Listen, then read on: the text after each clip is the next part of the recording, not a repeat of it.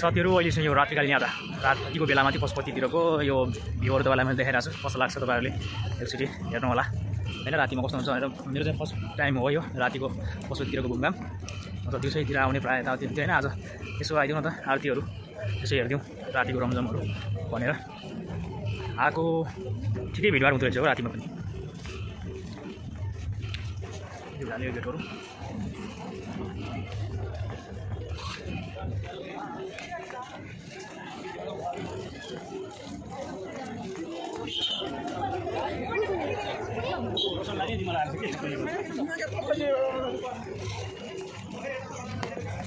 भिडभाडै हुँदो रहेछ त हो। टुरिस्टहरू पनि धेरै आउँदो रहेछ अहिले त रातिमा। इन्डियन र विदेशीहरूकै इन्टरनेसनल पर्यटकहरू त लास्ट धुमधाम हुँदो रहेछ रातिमा चाहिँ।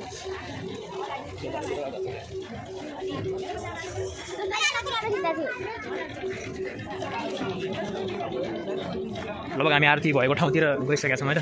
यताबाट प्याक रहेछ त हो यो त केटा।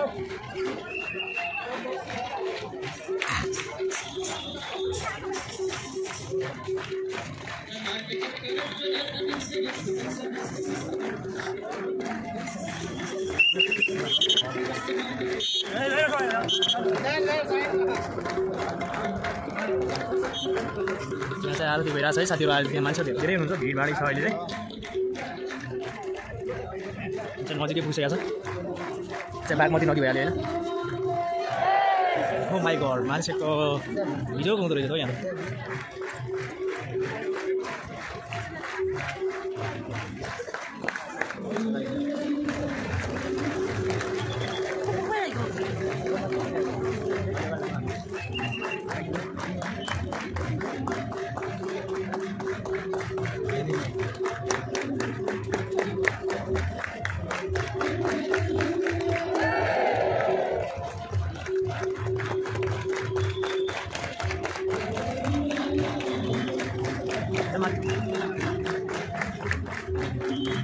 यहाँ सबै भिडभाडै बढी रहेछ क्या। त्यही भएर हामी चाहिँ माथितिर जानु भएको हो। यता माथि गएर हेर्छौँ हामी के कस्तो छ अवस्था। हामी माथि टपमा गर्दै देखाउँछ त कस्तो दामी देखिन्छ त्यहाँबाटमा सबैले। बोबाल देखिन्छ हो बोबाल। के बाँदरहरू पनि रातिमा त रमाइलो मान्दो रहेछ त हो।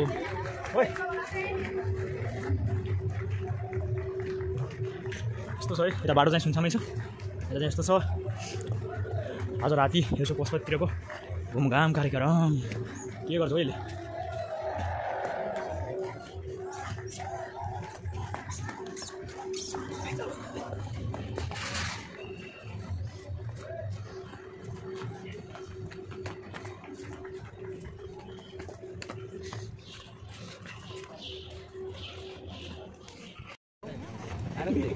चाहिँ माथिबाट देखेको दृश्य है काठमाडौँ एरिया साइड, गौशाला एरिया साइडतिरको।